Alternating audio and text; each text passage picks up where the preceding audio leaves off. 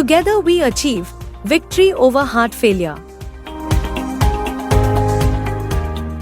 Hello, I'm Dr. Priya Palimkar, interventional cardiologist from Sahyadri Hospital, Nagar Road, Pune. And today we are going to discuss a little bit about heart failure.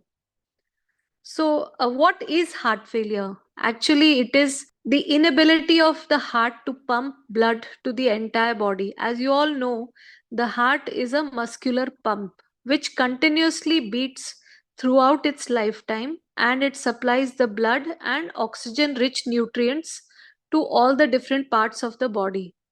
So, when the heart is unable to pump blood to the entire body, it is known as heart failure. And in this heart failure, what happens is that the heart, because it's not able to pump well, it has to work harder and harder. And that increases the strain on the heart, because of which it gives rise to different symptoms. अब symptoms क्या क्या हैं इसमें? Firstly breathlessness होता है.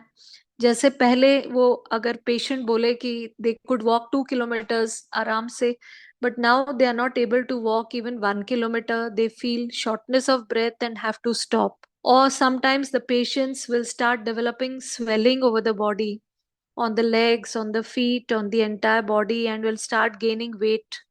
Sometimes the patients develop coughing, especially more while lying down, and then they have to sit up and then feel a little better.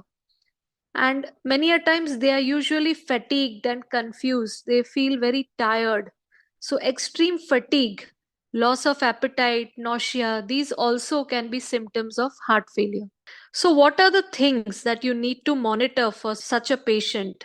So, there are a few numbers that we need to watch for. So, these are basically the weight.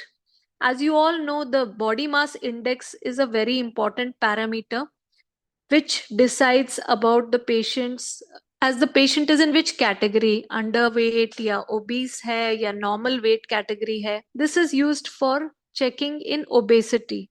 But for a patient of heart failure, we just need to monitor the weight. So if the patient is on certain drugs for heart failure, the weight may come down. And if the patient suddenly gains weight in a day, then that means that that much water is getting retained in the body, and so the patient has suddenly gained weight.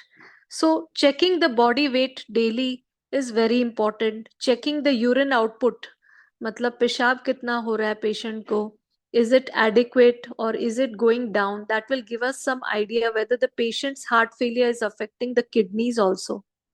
Then the pulse rate. Most of the times, the patients of heart failure, when it is an acute heart failure, they will have a lot of tachycardia, which means that the heart rate will go up. Ideal heart rate should be between 60 to 100. But in patients of heart failure, the heart rate goes up. The blood pressure may start coming down. The blood pressure will be different for different types of heart failure. If it is a systolic heart failure, that means the heart pumping is low, ejection fraction on 2D echo is low, and then the patient has developed heart failure. In such patients, the blood pressure will come down, and especially when they are taking certain medications, because of the medicines also, it may come down to 90, 100 systolic. But if the patient is conscious oriented, not having any dizziness, is passing good amount of urine, then that much blood pressure can be accepted for such a patient. But of course, you need to discuss with your doctor as well. If the patient is having diastolic heart failure, that means that the patient's heart is contracting well but not relaxing well. The ejection fraction of the patient is more than 45-50%, or sometimes normal also. In such patients, the blood pressure sometimes may be very on the higher side. So certain heart failure medicines which also reduce the blood pressure can be given to the patient. So you need to monitor the blood pressure of the patient. Then the third important thing to check is the cholesterol level. So what we particularly want to look for is LDL cholesterol. Now, LDL cholesterol, irrespective of what the range is given on the report, because every lab may have a different range. So our target for LDL cholesterol is less than 100.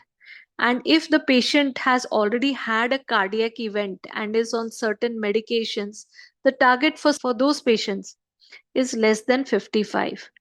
So we must try to reach our target for the LDL cholesterol. And exercise is going to be very important in such patients. How much should they exercise? Is it advisable to exercise? So the best thing for such patients is to enroll into a cardiac rehabilitation program where someone will monitor the exercise. So basically, the exercise required should be a moderate level. They have to start from a very low level and then gradually bring it up depending on the patient's ejection fraction on the echo and depending on the symptoms, whether the patient becomes tired or breathless, then we have to cut down the intensity of the exercise.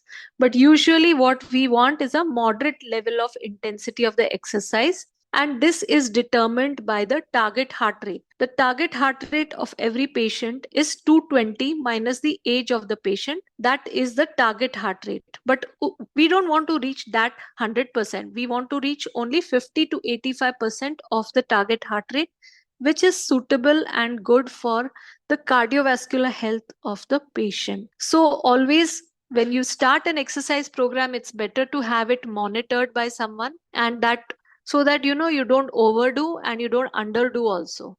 And with good exercise and gradual training and building up the exercise level gradually, the patient can reach a certain normal level of activity throughout their lifetime. So I think with that, we can conclude, and I think this little bit of information you can incorporate in your patients, and so that they remain on a stable level of heart failure and don't require frequent hospitalizations. Thank you so much.